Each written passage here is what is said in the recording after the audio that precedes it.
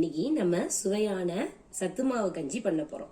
இதுக்கு தேவையான ingredients: 1 cup புழுங்கரிசி, 1/2 cup பொட்டுக்கடலை, 1/2 கப் பைத்தம்பருப்பு, தேவையான அளவு முந்திரி பாதாம் சுவைக்கேற்ப, 1/2 கப் கோதுமை.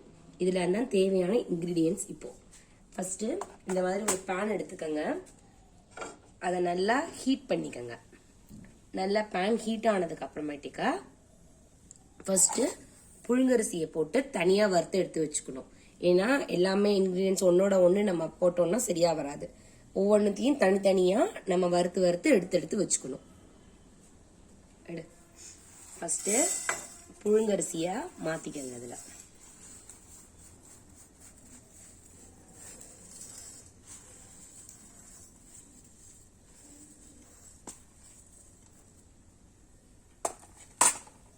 நல்லா புழுங்கரிசிய ஒரு பொன்னிறமா வறுத்துக்கங்க. ரொம்ப கரிக்கிடக்கூடாது. அப்புறம் நம்ம கஞ்சி போடும் போது ஒரு மாதிரி கசந்த வாடை வந்துடும். நல்லா வறுத்துக்கங்க. ஒரு 2 to 3 minutes வறுத்தா போதும். நம்ம அதுவே இந்த பேன் ஹீட்டுக்கு நல்லா இதுவாயிடும்.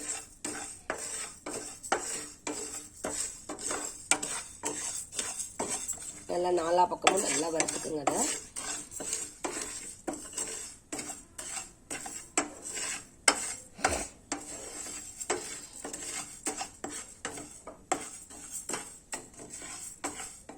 ஒரு மாதிரி ஸ்மெல் வர ஆரம்பிச்ச உடனே இது பண்ணிடணும். ஏன்னா ரொம்ப வறுக்காம இருந்தாலும் டேஸ்ட் இருக்காது. ஒரு மாதிரி ஸ்மெல் வரும். புழுங்கரிசியை வறுக்கும் போது ஒரு நல்ல ஒரு ஒரு ஒரு ஃப்ளேவரான ஒரு ஸ்மெல் வரும். அந்த ஸ்மெல் வரும்போது நம்ம இது பண்ணிடணும். அதை ஒரு 2 minutes வறுத்தா போதும். 2 seconds 2 minutes வறுத்தா போதும். இந்த மாதிரி செவந்துக்கணும். அரிசி செவந்துருச்சுன்னா நம்ம கரெக்டா வறுத்துருக்கோம் அப்படின்னு அர்த்தம்.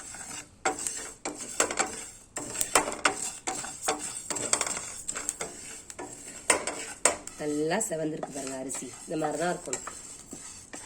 இதையே வெறுமனே தனியா இதை மட்டும் அரைச்சு வச்சு புழுங்கரிசி கஞ்சியாகவும் நம்ம சாப்பிடலாம். அவ்வளவுதான். இது போதும். வறுத்துட்டோம். இதை ஒரு நார்மல் ஜார்ல மாத்திட்டுருங்க. நெக்ஸ்ட் நம்ம வச்சிருக்கிற முந்திரியையும்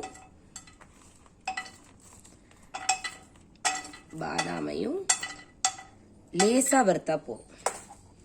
ஏன்னா வறுக்காம போட்டா பச்சை வாடை வரும்ன்றதுனால நம்ம சும்மா லேசா ஹீட் பண்ணா போறோம். ரொம்ப ஹீட் பண்ண வேண்டாம். ஏன்னா முந்திரி ரொம்ப ஹீட் பண்ணா கசந்து போயிடும். ஒரு மாதிரி கருப்பு தட்டிட்டும்.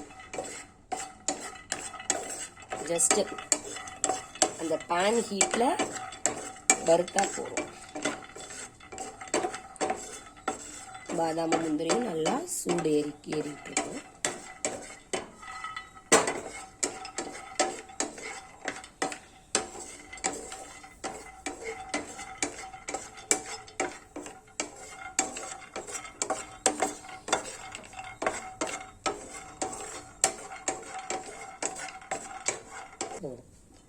மிக்சிங் ஜாருக்கு மாத்திடுவோம். அவ்வளவுதான். நெக்ஸ்ட்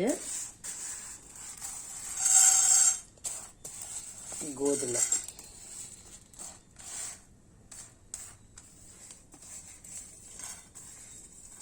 இது எல்லாத்தையும் கூட ஒன்னா போட்டு வறுத்துக்கிட்டா கூட ஓகே தான். கோதுமை, பொட்டுக்கடலை, பைத்தம்பருப்பு சேர்த்து பொன்னிறமா வறுத்துருங்க. அவ்வளவுதான்.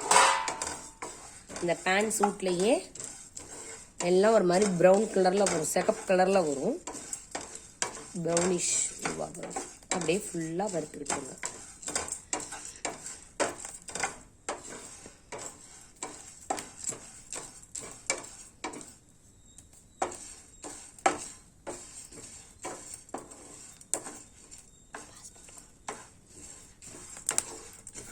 இந்த மாதிரி வெடிக்கும் டப் டப்புன்னு எல்லாம்.